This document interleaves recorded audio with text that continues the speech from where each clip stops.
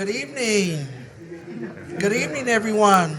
Good evening, and thank you for coming tonight. I am Ricky Hall, Vice President of the Office of Minority Affairs and Diversity, and the University Diversity Officer.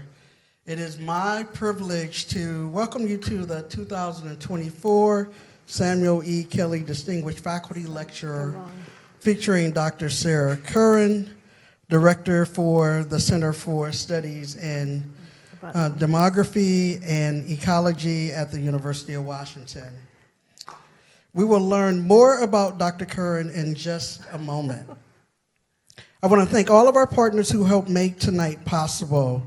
The University of Washington Alumni Association, the Henry M. Jackson School of International Studies, Center for Studies in Demography and Ecology, the College of Arts and Sciences Department of Sociology, Evans School of Public Policy and Governance, UW School of Public Health, School of Medicine, Department of Global Health, University Marketing and Communications, and UW Video.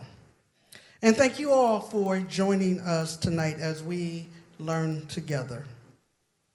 As we begin, I want to recognize the land that we are on. The University of Washington acknowledges the Coast Salish peoples of this land, the land which touches the shared waters of all tribes and bands within the Suquamish, the Tulalip, and Muckleshoot nations. I also acknowledge and honor the tribal nations across Washington State and the many indigenous peoples from across the country who also live and work in Seattle and the surrounding areas. By doing so, we honor the original caretakers of this land who are still here today. In addition, we affirm tribal sovereignty. Established in 2005 and named in honor of the UW's first Vice President for the Office of Minority Affairs, the annual Samuel E. Kelly Distinguished Faculty Lecture is dedicated to acknowledging the work of faculty whose nationally recognized research focuses on diversity and social justice. Dr. Samuel E. Kelly was hired as the first Vice President for the newly formed Office of Minority Affairs in 1970. Also the first African American senior administrator at the UW, Dr. Kelly was an educational advocate who opened doors for hundreds of underrepresented students at the University of Washington. Many of the programs and services that he established during his 6-year tenure still exist today, including securing funding to house sites for both the Ethnocultural Center and the Instructional Center. Dr. Kelly passed away on July 6, 2009. Most of you all just came from the Samuel E. Kelly Ethnocultural Center, renamed in Dr. Kelly's honor in 2015, and where you can also see a plaque with more information about Dr. Kelly. Over the years, some of the UW's most distinguished faculty have shared lectures with us, topics in which they are both experts but also deeply passionate. The first lecturer was Dr. Quintard Taylor from the UW Department of History, presenting From Civil Rights to Black Power in the West, the movement in Seattle 1960 to 1970. Since then, we have had many other powerful lectures over the years. For example, one that comes to mind was Dr. Charlotte Cotes, Associate Professor in the Department of American Indian Studies, and her lecture, Indigenizing the University of Washington, Lessons from the Waxlabat Intellectual House. Next year will be our 20th Samuel E. Kelly Distinguished Faculty Lecture, and I hope all of you will join us again next year for what I am sure will be another excellent presentation. Dr. Curran's lecture tonight is titled Past, Present, and Future Demographic Diversity in the U.S. and Washington. I think this topic is timely for a few reasons. First, we are heading into a contentious election. With that, diversity, equity, inclusion, and belonging have once again been thrust into the political arena to be debated, picked apart, and used as talking points to get voters to the polls. In these political conversations, we hear about the changing makeup of our cities and our neighborhoods. Some equate the demographic shifts to more political and economic power for those who have been the furthest away from that power. However, some question if that is truly the case. That is why I asked Sara to come and present to us tonight. She is one of the nation's leading experts on demography and the impacts of changing demographics on policy and governments. Does shifting demography correlate to shifts in access, to equity? Does it result in change in political power? Some of these questions may be answered as we hear more from Dr. Curran in just a few moments. First, it is my pleasure to invite Courtney Allen to introduce Dr. Curran for her lecture. Courtney is a fifth-year PhD student in the Department of Sociology, a CSDE Data Science and Demography Training T32 Fellow, if you don't know, that's big, and an affiliate student of the Max Planck Institute for Demographic Research in Rostock, Germany. Her dissertation is focused on measuring population health outcomes during and after the desegregation of hospitals during the civil rights era in American history. Courtney holds degrees in demography and public health. Please welcome Courtney to introduce Dr. Curran. Thank you. Hello and welcome. My name is Courtney Allen, and I am a PhD student in the Department of Sociology. Tonight, we have the special opportunity to hear from Professor Sara Curran. I hope you'll bear with me for a moment while I share a few of the many positions Professor Curran holds here on campus. Dr. Curran is a professor at the Henry M. Jackson School of International Studies. She holds a joint appointment as Professor of Sociology, another joint appointment at the Daniel J. Evans School of Public Policy and Governance.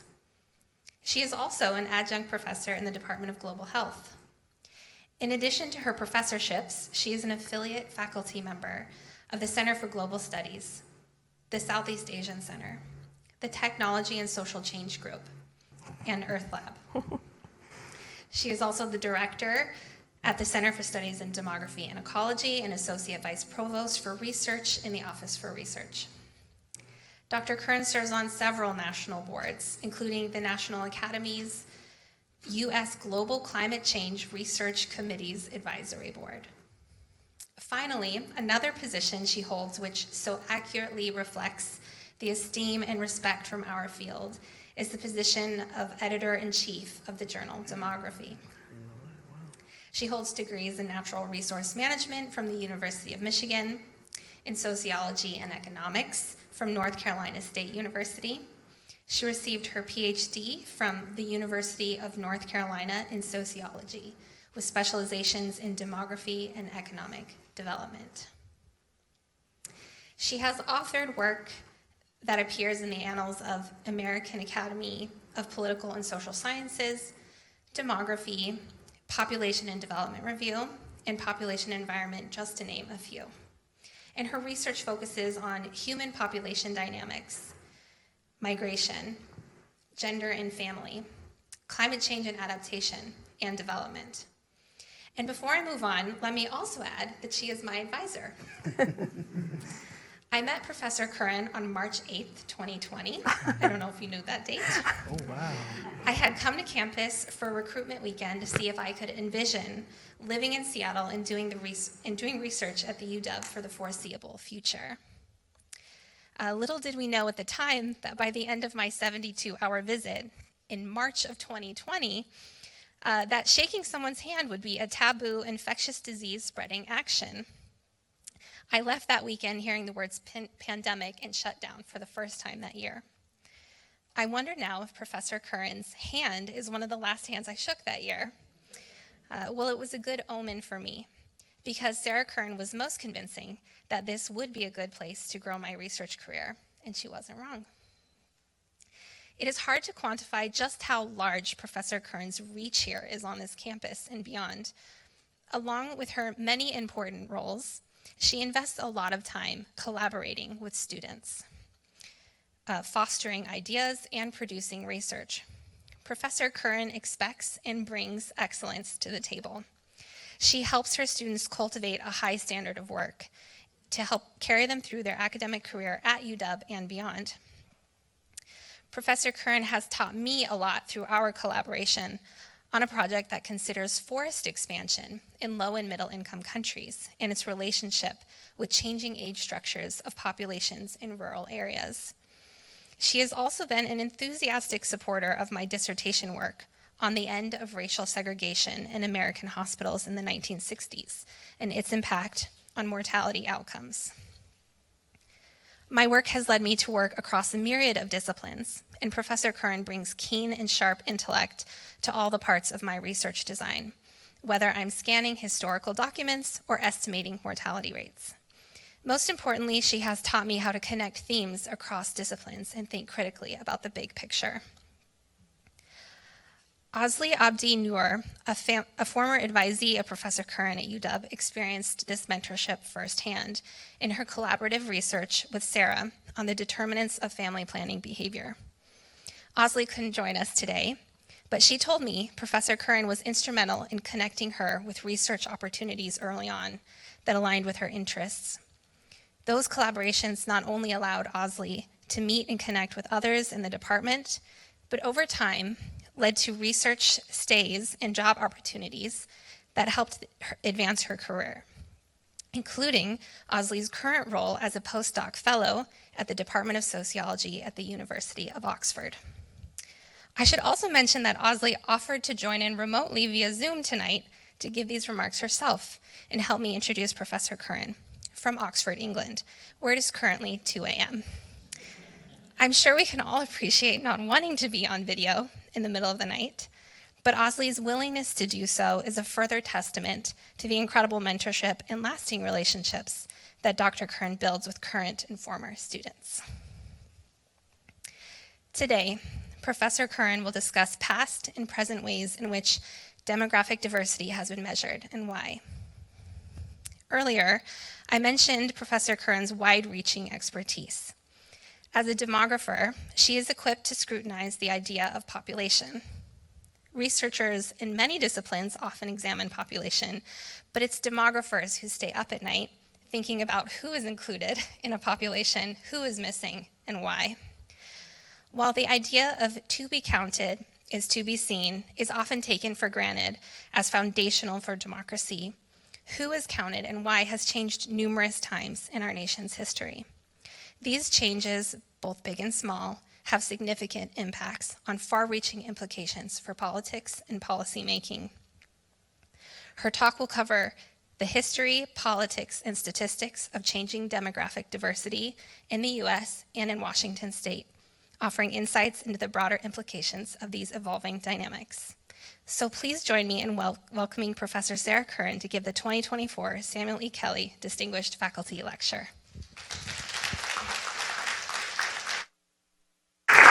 Oh, thank you so much. Of course. I'm mic'd. You are mic'd. Thank you. Thank you, Courtney. And thank you, Ricky. And thank you all for being with me tonight. And thank you, everyone, for being here. Getting a little bit emotional. That was a very generous introduction, Courtney. Thank you. So I don't want to raise your hopes too much. I'm going to give you a presentation that's really quite basic, the kind of thing that we think about in demography all the time.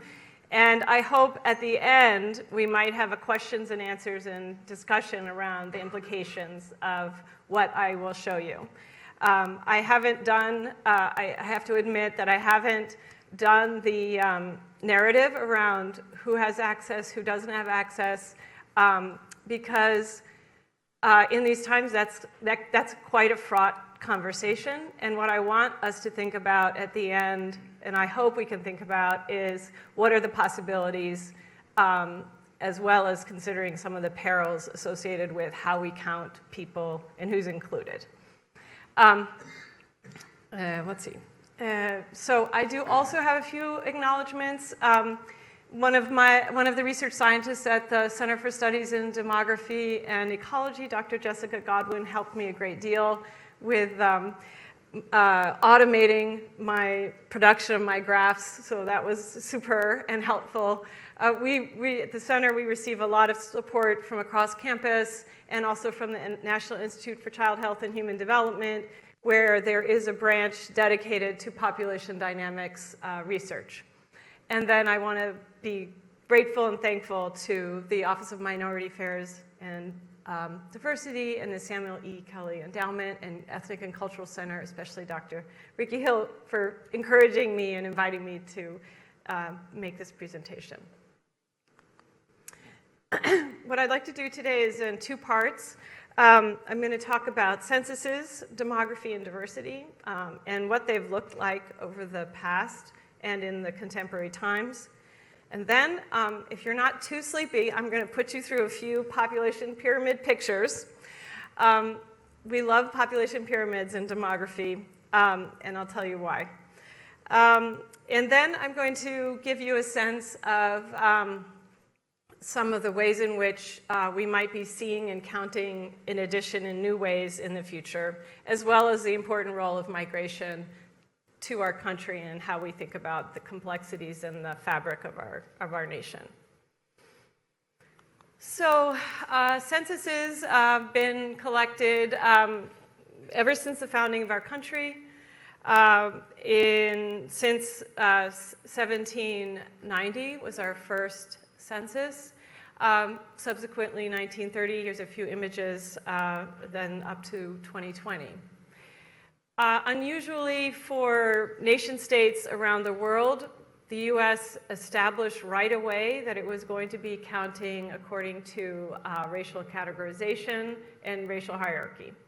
That's unlike other parts of the world. For example, France made a very conscious decision not to make that kind of distinction in its collection. And it has had, as we all know, important implications for our country. The idea of the census is enshrined in our Constitution. This is the original language in the Constitution, Article 1, Section 2 and 9, and that directs that a census or enumeration be taken every 10 years. The purposes of that enumeration were twofold and that has been the case for many nations, the founding of many nation states. It's about being able to collect taxes, and it's also about apportionment with regards to deciding on especially representative democracy. At the time, in 1787, when this was being debated, the question had to do with how are we going to count slaves in this context. And there was a 3/5 rule at the time, which was hammered out. There was quite a debate amongst the founding members of the U.S. Constitution and the drawing up of the Constitution that directed that we account for slaves as not whole people. This subsequently changed after the Civil War, where we have the 13th Amendment abolishing slavery, and then the 14th Amendment in Section 2 removed the 3/5 clause. And this is how the amendment now reads, 14th Amendment. So a person's born or naturalized in the United States and subject to the jurisdiction thereof are citizens of the United States and of the state wherein they reside. No state shall make or enforce any law which shall abridge the privilege or immunities of citizens, nor shall any state deprive any persons of the life, liberty, or property without due process, nor deny to any person within its jurisdiction the equal protection of the laws. So this was the amendment to Article 1, Section 2 of the original Constitution. Now, through much of the remaining period of time in the United States history, even though maybe after the Civil War we had abolished slavery, there was a great deal of concern about racialized categories and counting people of different races. And I'm not going to revisit that entire history or the nature of it, but what I'm showing you here is how race was measured, counted in the U.S. censuses from basically 1790 until 1890. We have a few categories: slaves, free white females and males in the first one, all other free persons in 1790. That categorization continues through until 1820, when we have the addition of slaves and free colored people counted somewhat separately. And then from and that's 1820 and 1830, and then we have in 1850 starting a set of distinguishing features that were about how black somebody was, and they were to be counted in that way. And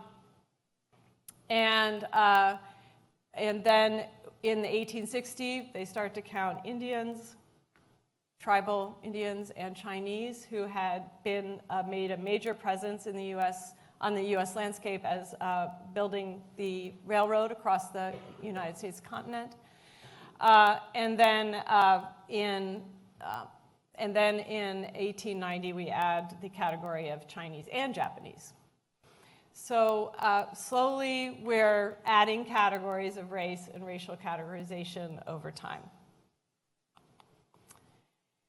This pattern of inclusion continues as the fabric and immigration in the United States changes over the next 50 years. We have increasing numbers of Asian categorizations that would include Chinese, Filipino, Korean, Japanese, and we have in one period of time in 1930 the inclusion of Mexican. That category goes away for another 40 years. So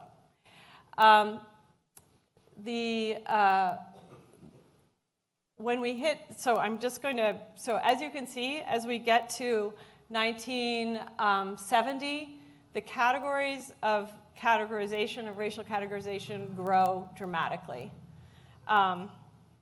And I'm just going to quickly run through what I just said to you with those patternings. In the 1850s, we had the one-drop rule idea, and that led to the categorization of black and mulatto in the census. In the 1860s, American Indians were added as Indians. 1870s, we have Chinese added and other, mostly Japanese, Filipino, Korean, Asian, and Indian. 1890s, there's a complete enumeration of Indians on tribal lands. In 1910s, more Asian categories were expanded. You have this one moment in 1930 when we count Mexicans, and then there's nothing added until 40 years later. In the 1960s, Aleut, Eskimo were added, Hawaiians, Guamanians, Samoan counted with Asians. You can start to see the expansion, not only of people coming to the United States and being recognized, but also the expanding power of the United States around the globe, and there are connections to those peoples around the globe. Then in 1970, we get back the Hispanic is added, and those included Hispanic, three categories: Hispanic, Latino, and Spanish, on a separate form from the race category. And this was then modified in 2000, which I will talk about in a minute. What I want to make a note here is that prior to 1964-65, most of the categorization around race was about racial hierarchies and controlling populations and trying to manage how we understand that population. those populations. The 1964-65 was a seminal moment in census history, and it really marked a shift in how the census was to be implemented on the part of the US government. The Civil Rights, Voting Rights Act, and the Great Society programs instantiated a major investment on the part of being more observant and counting people more completely. Now, I'm not saying it was a complete project, but the idea was that we're going to do, we have sort of a somewhat scientific effort to understand how everybody in the US is impacted by US government policies in a more inclusive way. We can talk about the extent to which that actually happened, but I think it's important to recognize that this expansion of categories was a recognition of the diversity of our country and the needs to understand it better. Let me tell you a little bit about, let's see, sorry, okay. Tell you a little bit about what's on the 2020 census, just to give you a sense of what we're talking about nowadays. Typically, you're asked, maybe how many people remember filling out the 2020 census? Okay, that's pretty good. Typically, you're asked about your household characterizations, how many people are in the house. On April 1st, 2020, that's a de jure count. And then they want to know whether your house is owned, rented, owned fully, or owned with a mortgage, rented, or occupied without rent. Then we get to questions about people. Usually there's a first person asked, and then all other people are in reference to that first person. Names are collected by the U.S. Census. The U.S. Census keeps all of that information under wraps and securely. We ask questions about, we ask a ethnicity question, and we ask how is the person related to the first person on the roster. So we now have, in the 2020 census, we ask questions about opposite-sex spouses, same-sex spouses, opposite same-sex unmarried partners, children, daughters, mothers-in-law, stepsons, etc. We try to capture the complexity of family relations nowadays in a fairly complete way. Notably, we only ask about male-female sex. There's very little clarification about what that is even today in the 2020 census. What we do ask with regards to race and ethnicity is fairly open, and it's all about how you identify yourself. And it tries to provide both categories to select and opportunities to fill in the blank. So you may choose your race, but you also can choose your ethnic origin. Again, with Black or African, American Indian, you choose your tribe, tribal identity. We have specific categories for Chinese, Filipino, Asian Indian, Vietnamese, Korean, Japanese, and other Asians, Native Hawaiian, Samoan, Chamorro, and then additional other Pacific Islanders, and then you may also choose some other race. And you may choose one or more of any of these categories. So the census allows you to be inclusive in as many categories of identity as you choose. Now, W.E.B. Du Bois was a really strong advocate of using statistics to better the conditions of those who are marginalized, and viewed the importance of counting people as one of the most important, and his work was very informative to that 1964-65 period that codified and guaranteed that we were actually thinking about, caring about, and counting people. Now, I'm not I'm not a naive optimist. Censuses can illuminate, and they bring with them both perils and promise. The perils are that you can use this information to stereotype, discriminate, racialize, segregate, control, and diminish. By not counting particular people, in fact, you can diminish and hide particularly important types of people. So the fact that we've been somewhat responsive over the years, and I'll talk about it at the end, about how we're going in further elaborating how we are counting people in the future.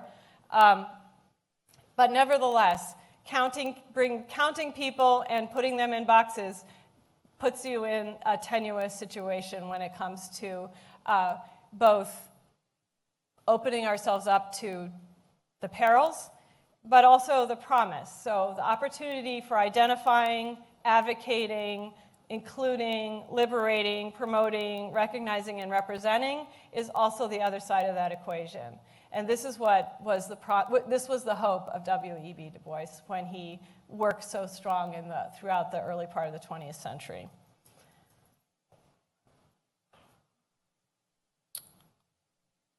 Now that was a quick overview of, and probably relatively superficial for some of you who are historians or understand the complexities of what I just ran through. But I just wanted to premise everything that comes next with that picture, and that idea behind of the promise and the peril of counting and who we count.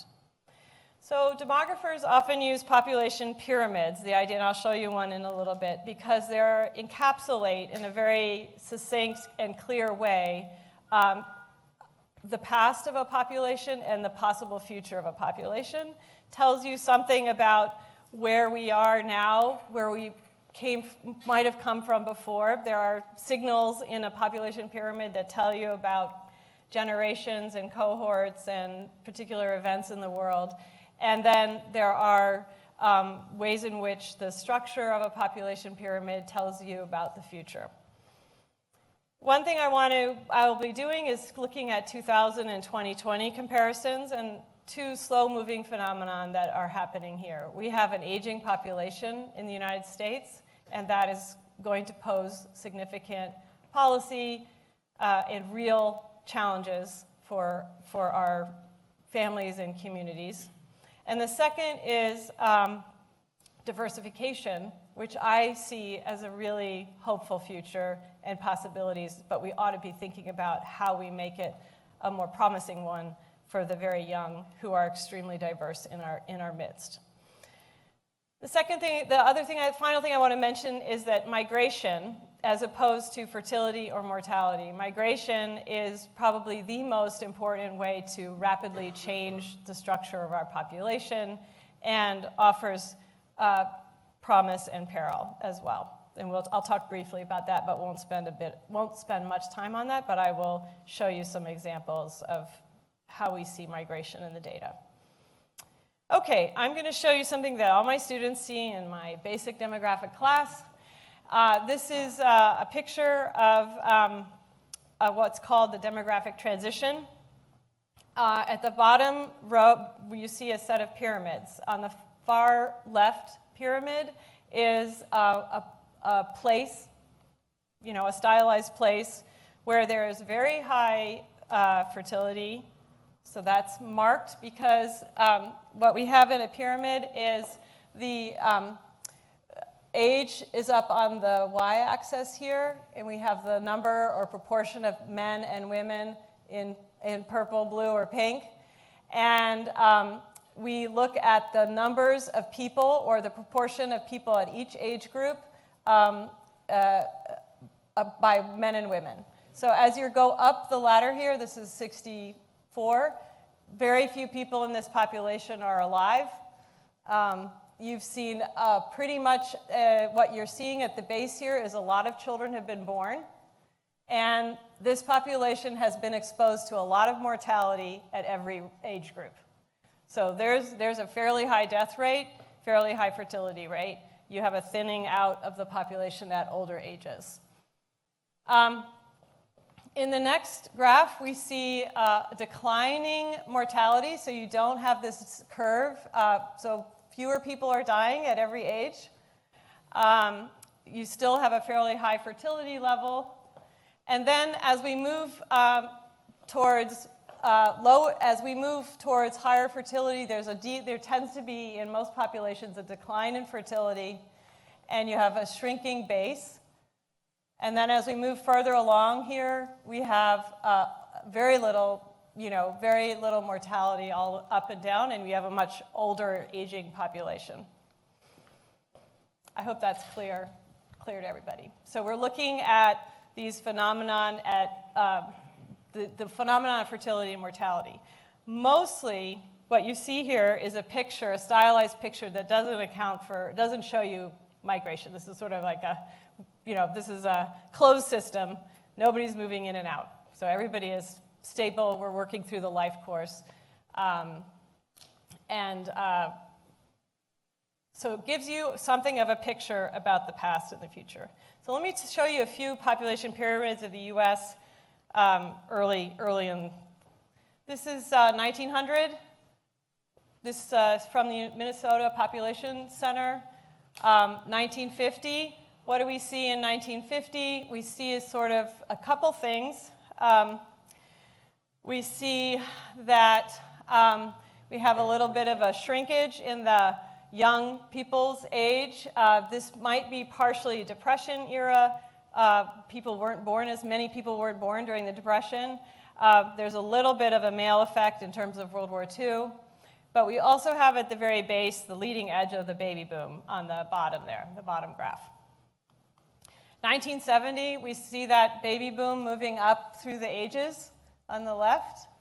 And then in 2000, they're in our prime working age. Baby boomers are moving, 40s. They're just at the end of their working age, 40s, 50s, and moving upward. So the other thing to note is that oftentimes there's a little bit of a children of the baby boom happen about 20 years after the baby boomers. So you see a little bump out there of the number of children that were born to baby boomers. It's just determined mathematically as long as fertility rates are staying about the same. Okay, now the fun part. So what I'm going to show you next is I just wanted to walk you through these pyramids, and then I'm going to show you what our complexion, our fabric looks like from 2000 to 2020.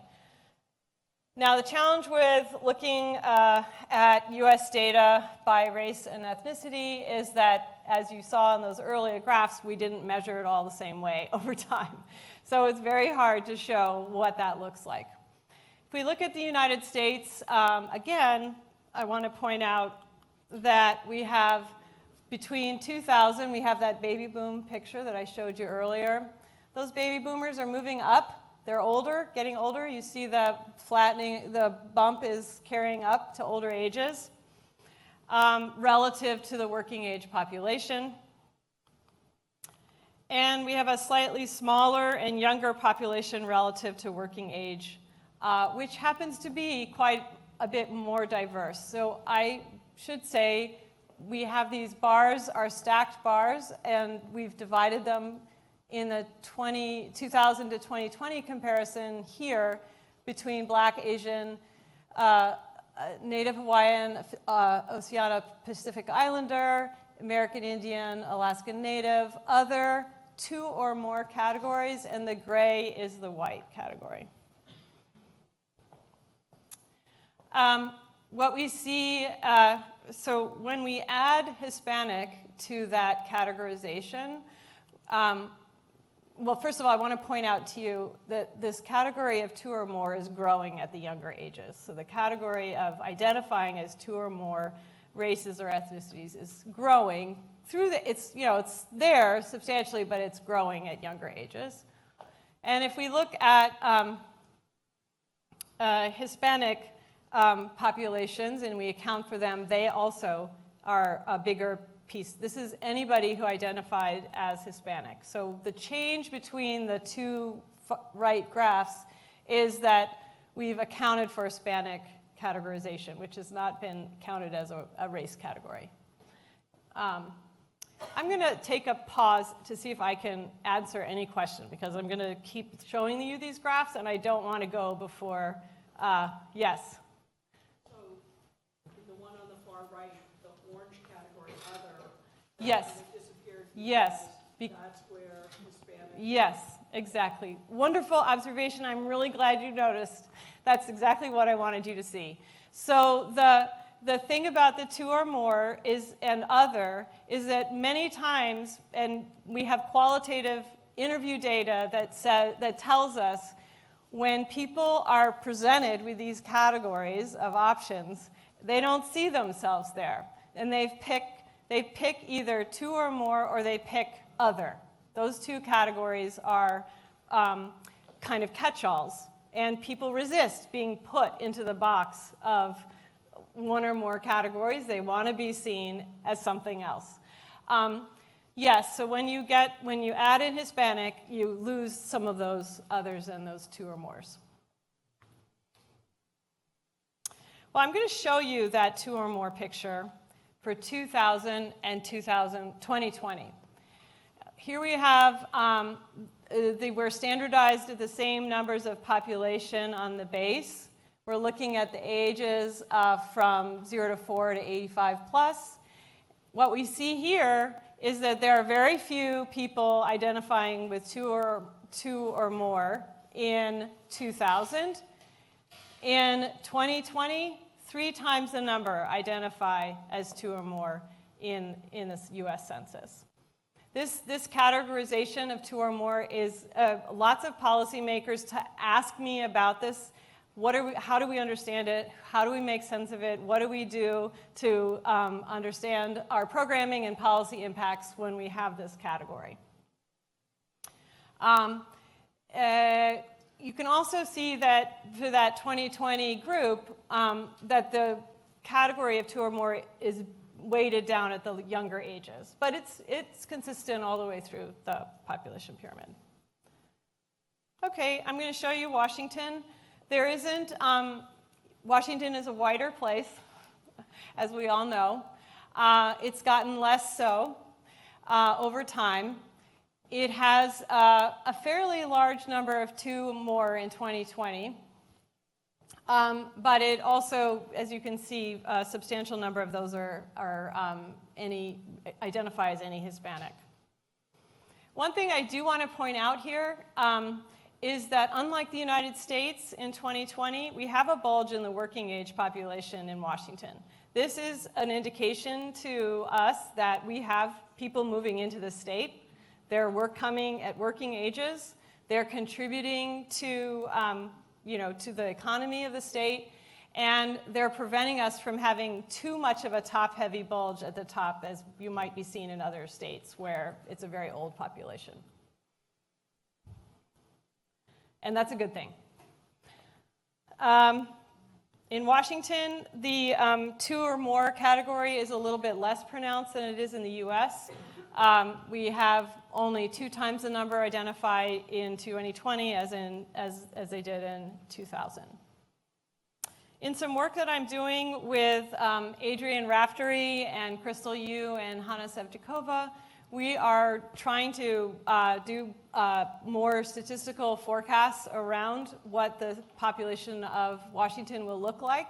It's a very, very difficult task, but the current way in which the Office of Financial Management does these estimates is called a deterministic model. We are applying a statistical Bayesian approach to that model.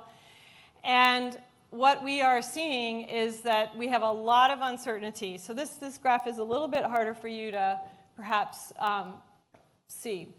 So I think the hardest part about this graph is that the median population size is this black line, a predicted population in 2050. And each of these colored bars, stacked bars, are the degree of uncertainty we have at an 80th percentile and 95th percentile. What you see in this is that we have very high uncertainty around the projections of the Washington population, And this is in large part because it's very hard to predict migration in the future. And most of the migration impact is going to happen from the working age down to the school age. We know pretty well what the structure of the population is going to be in 2050 for people 55 and older, or 60 and older. Okay, I'm going to show you a couple other states just to give you a sense of where Washington is compared to other places. Here are two pictures of California, 2020 without the Hispanic measure on the left and 2020. You can see a highly diverse, and as anybody who's from California will know, extremely diverse population across all ages. New York, a slightly different picture, looks a little bit more like Washington. Pennsylvania, even less diverse. Okay, Texas.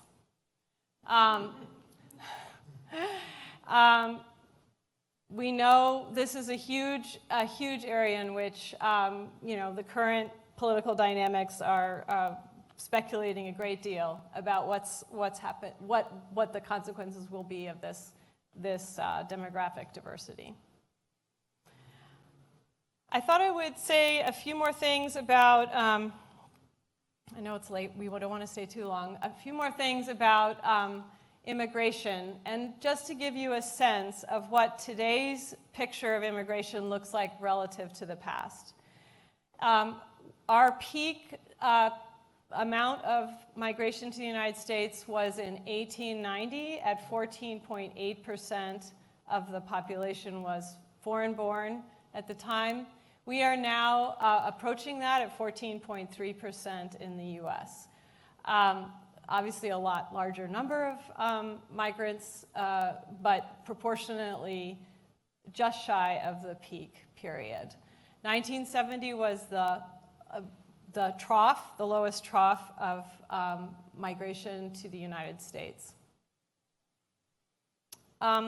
In the earlier period, we had mostly southern, eastern European wave of migrants in that 1890-1919 period, mostly coming from Italy, Austria, Russia, Poland, United Kingdom, Germany, and Ireland to some extent.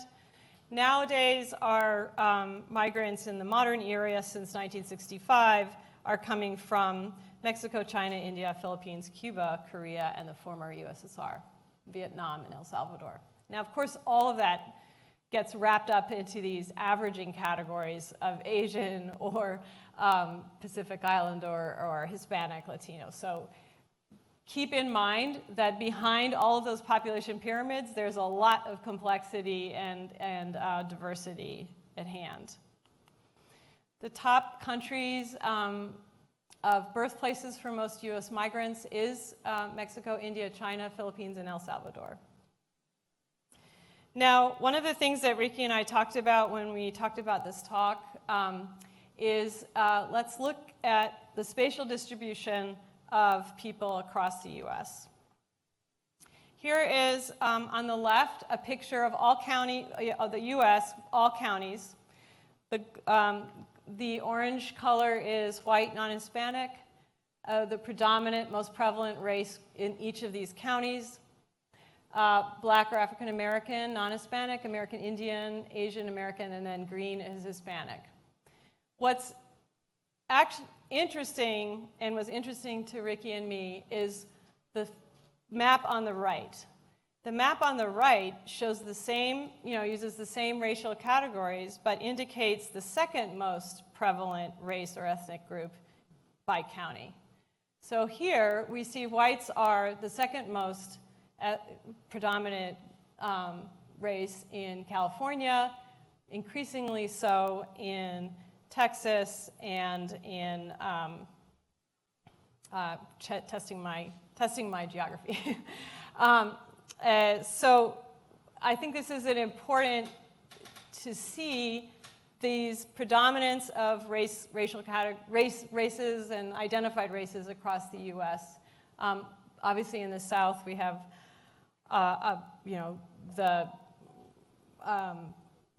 some indication of counties where you have the second most predominant category of is white in some places, predominantly urban parts of the South.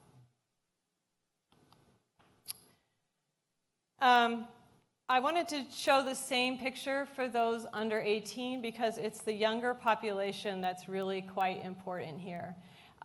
We see a really predominant young people who are the predominant category, identifying category in Hispanic category in California and the Southwest. And similarly, we see, sorry, I've got to look at my screen here. We have Asian, very few pockets of Asians, blacks, and 2 or more. So the 2 or more category is that darker green category, and you can see that 2 or more category is predominant in the Midwest and upper Midwest as the second most predominant category of race or ethnicity among the under 18. Okay, so we have, census is in the future, and here's where I think there's some exciting new, I would like to suggest that there's some new and exciting opportunities happening here. First of all, the Office of Management and Budget just approved the new Middle East and North Africa as a new category, racial and ethnic category. This means that in because it's now approved by the Office of Management and Budget, every single federal agency that's collecting data about you, any entitlement programs, everything will now include a Middle East and North African category. This group of people had been choosing other for the most part and really didn't see themselves, especially post-2000, 2001, did not see themselves as being understood and seen in the United States. And this was an important effort by a large group of academics and civic leaders seeking to make it more obvious the importance of this community to the United States. There is now going to be probably very soon to be added, a new set of measures around sexual orientation, sex at birth, sexual orientation, and gender identity. That is moving through to approval. Most of these things have to be approved by 2025 in order to get onto the 2030 census. And finally, there's going to be new categories around abilities, hearing, visual, cognitive mobility, and abilities to have a better sense of who is it needs to be recognized and understood and seen. So that's what I wanted to say. Thank you very much. I'm happy to take questions and have a discussion and hear what you think and how you think, what the implications are as a result of this.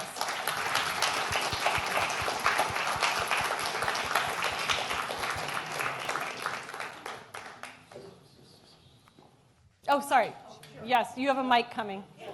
I don't even need that. I can yell louder. What's wrong?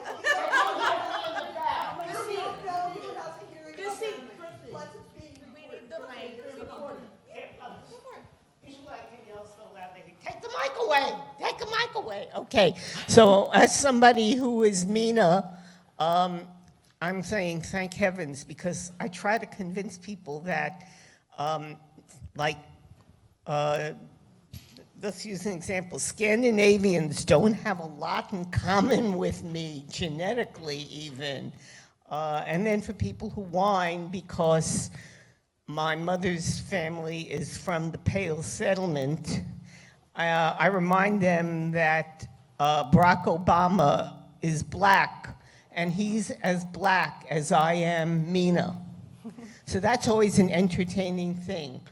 But I think breaking apart, especially the white group, is important. And finally, what do you do about Brazil? I refer to it as the Brazil and the Iberian problem, which is they're as marginalized as Spanish speakers because Portugal is not Spain, and it is not France, and it is not fill in the blank. So I was so sorry they didn't go to Iberian and to South American. Yeah, that's a good comment. You know, these efforts, one of the reasons that the MENA category, you know, there are several obvious reasons, but one reason the MENA category became particularly salient was, you know, after 9/11, and the ways in which there was a fair amount of discrimination occurring. And then there was a concerted effort actually to show the disparities between, and it's very hard to do with census data, but there are ways in which people dove into the detailed origin categories that people had written down in 2000 to disentangle and make sense of the ways in which mental health, education, opportunities were all limited for that community, and they felt strongly that there needed to be a distinction made, and they made the case to Congress, and they also made the case to the White House and the Office of Management and Budget. So I don't know about the Iberian South American case. Certainly Brazil is a phenomenally complex country, and with very, very different racial categorizations than in the US. I don't know if you were suggesting that Brazil and Portugal ought to be sort of combined into one in the US. But Spain needs to be combined with Bolivia. Okay. Yeah, thank you. Yeah. Thank you so much for this excellent presentation. You definitely gave us a lot to think about. I'm curious what your thoughts are on the two or more, or I guess just only two. Two or more. Two or more. Mm-hmm. So what issues do you see that causing into the future? Because in and of itself, won't we end up with the same problems we had with other, in that they can't really disaggregate them? It might be hiding certain trends. What do you think maybe folks who will work on the 2050 census might take into consideration around the two or more category? Yeah, the two or more category is constructed by the census because people are identifying, because the census allows people to pick. So you could look at anybody, like the way I showed any Hispanic, you could look at any Black. So you could just look at that group. So that's a census categorization, that there are two or more people. I could have shown you sort of what those two, what the combos are, but that seemed like a relatively challenging visualization to convey. But that's a category. It's actually the other category is the more challenging one, because when people don't see themselves, and that's partially why the census is trying as hard as it can to allow you to pick as many categories and add in, you can even add your last category if there's nothing that you see fitting who you identify with.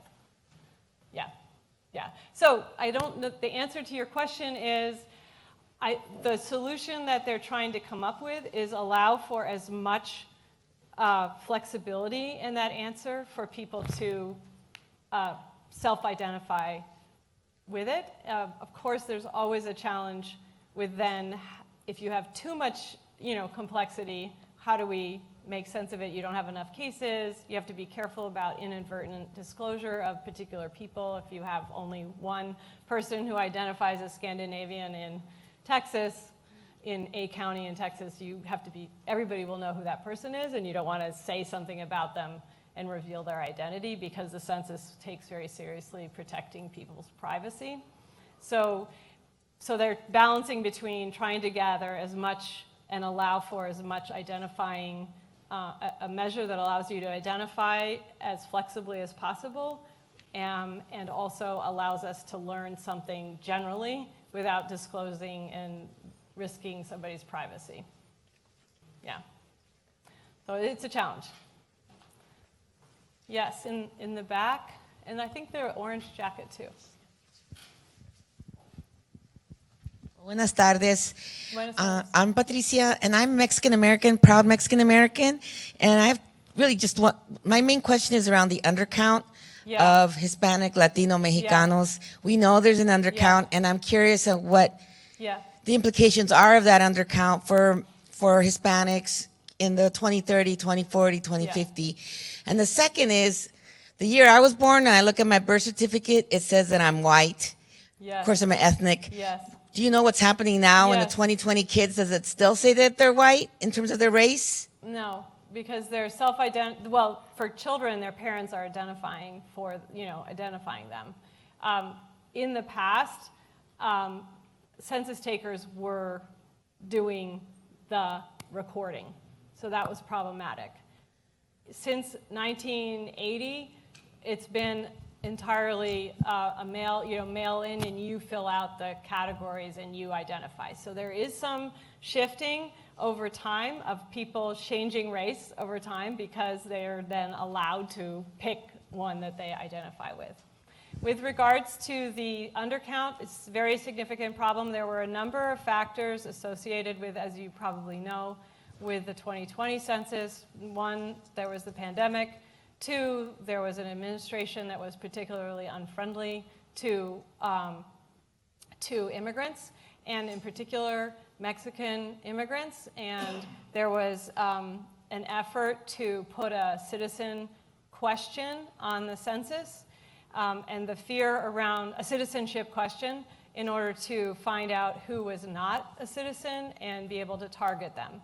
And the census, I will tell you that the census, there was a very large effort across the whole country among civil society organizations and academics to fight that effort. And there was a very strong effort within the census to prevent any political meddling in the production or collection of those data and changing the questions that would be added to the census. That ended up in the Supreme Court and they were found, they were not allowed to add the citizenship question. But the problem that led, the thing that, the two things, the pandemic and that issue, meant that the census was slowed down in terms of being able to do its work, and the fear that those who were being sent and offered an opportunity to participate in the census, required to participate in the census, was magnified, and there wasn't a lot of time to get the work done for the census. And it is true that those who have, the most vulnerable in our communities have the least access to sometimes completing the census, and it was just magnified this time. The census has a post-enumeration effort, usually. That was also curtailed with budgeting limitations by that administration. So the undercount is significant for the Hispanic community, especially the Mexican origin community. The other place in which there was a major issue with undercount is under 5 children. So under 5 children were not found as much as they should have been found in the census. And partly that's because a lot of children, well, this was during the pandemic, children were at home, they weren't in schools, and many children live in high poverty households. So those are households that are also the least likely to get counted or have access to being counted. So that was compounding the issue. But I can appreciate your concern. I think the numbers that they think are around 10-15% undercount. Yeah, for the Mexican American population. So there are ways in which they do statistical adjustments to those counts. And we also have something called the American Community Survey that's done regularly. And that American Community Survey is a little bit allows us to fill in the gaps more frequently with regards to these categories. Anybody else? Okay, I have some, yes, okay. I can't see you though. Hi, very nice talk. I had a question about the demographic transition from phase 5 to phase 6, where it. Many people do. Yeah, and I had a question mark there, and I know. especially considering the 2050 projection in Washington State, super interesting. But I see it's very sparse at the bottom still, and so I was kind of curious if you could comment on, even by 2050, that transition to phase 6 is maybe not happening, and is it happening even further out? If you could comment on that. Yeah, sorry, I have to go back to my slides here. Whoops, let's see. This one, right? So. Yeah, sorry, 4 to 5, not 6. Yeah. So the idea here is that this is a very ecological stylized model, but the idea is that once you get stabilized and you have a resource base that would allow it, there might be an increase in fertility. That would be the ecological explanation. We just were in class yesterday talking about this, and it's not clear that this is actually happening. In fact, in most places, the total fertility rate is declining below 1, and it's very hard for below 2, and it's very hard for countries to get it up to 2, which is considered the replacement level of 2 children over the lifetime on average of a woman's childbearing time. And so it doesn't look like it. For the most part, the world population, every time the UN produces its statistical estimate for the world's population, they are downwardly downwardly projecting where we're going to be in 50, 100 years. And it's partly because we're moving very fast towards very low fertility rates across the world. Yeah. Yes. Yes, you in the laptop. Sorry. So as a Middle Eastern person, can you use the mic? As a Middle Eastern person, I've kind of always wondered, now that we're pushing towards this creating us as a separate category in the census, I've always wondered exactly why we were considered under the white population, despite all of the discrimination that many of us face, regardless of religion or et cetera, even before 2001. And so I've kind of always wondered exactly how and why they classified us under that, and why it kind of took so long for them to start listening to our voices and hearing our experiences. But yeah, that's basically my question. Maybe somebody else has an answer for that. I don't have a good answer for you. How we think about how racialization happens, and that's what we have to keep in mind here is who's deciding on these categories. And I would like to emphasize that since 1965, the effort has been to listen more to communities, to get community feedback. These kinds of things take time to go through they have to be vetted through Congress, then they have to go to agency review, and then, it takes a long time. So I think it was the catalyst of the 9/11 that really catalyzed that recognition, given the hate crimes and everything that were happening at that time, led to a real mobilization of civil society around identifying this category. Yeah. And I would say, we also had previously had the opportunity in 2000 for people to write in. If they didn't see themselves, they could always write in their category, and seeing those very pronounced indications of people identifying not as white but as Middle Eastern was another reason. Yeah. Hi, Diana. I'm thinking about how your talk and the questions might have changed if we were listening to your lecture in, say, a month after the election. And, I lose a lot of sleep thinking about the 50% chance that we're going to have Trump in the White House again. And I'm just, I am thinking about what the demographic community, what the academic community can do to sort of have contingency plans, mobilize quickly to sort of make sure that we don't lose the progress that the Census Bureau has been making, for example, towards collecting race and ethnicity and other types of demographics in a more inclusive way. Yeah.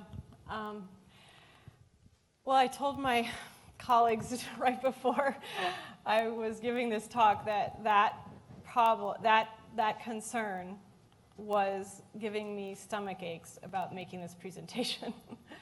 I am also very worried about the census, survived the last administration, and it wasn't without a lot of risk to particular census employees. And I think we all have to be vigilant in protecting this information. They take it very seriously. Obviously, this information was not protected back during the Japanese internment. The census people did reveal where Japanese people were living. We have documentation of that, and that was a real breach of trust in the census, and it took them a long time to rebuild that trust, and they take protection of people's privacy very seriously. And that was a big piece of the argument to the Supreme Court in 2020. Diana, I should let you know, Diana is the Seattle demographer, so works for the city in doing estimates for Seattle. I don't have an answer for you. I'm very concerned about it. Yeah, especially some of these newer categories that are still under review for, hopefully will be finalized in 2025. So that could be all taken, it all might get retracted and taken away. There were very strong efforts to replace key actors in the census by the Trump administration, and those were resisted. Thank you. Well, join me in thanking Dr. Sara Curran for this wonderful and enlightening conversation tonight. Appreciate it. Thank you. And in recognition of your talk, we Thank you so have much. gift for you, and actually we call it's a Petrie. This man here, Emil, is a renowned photographer, and so we started giving folks Wonderful. some of his one of his pieces. So thank you all for coming tonight. We're so pleased to have you, and really delighted to have Sara share her expertise with us this evening. Thank you all. so much. Thank you so much.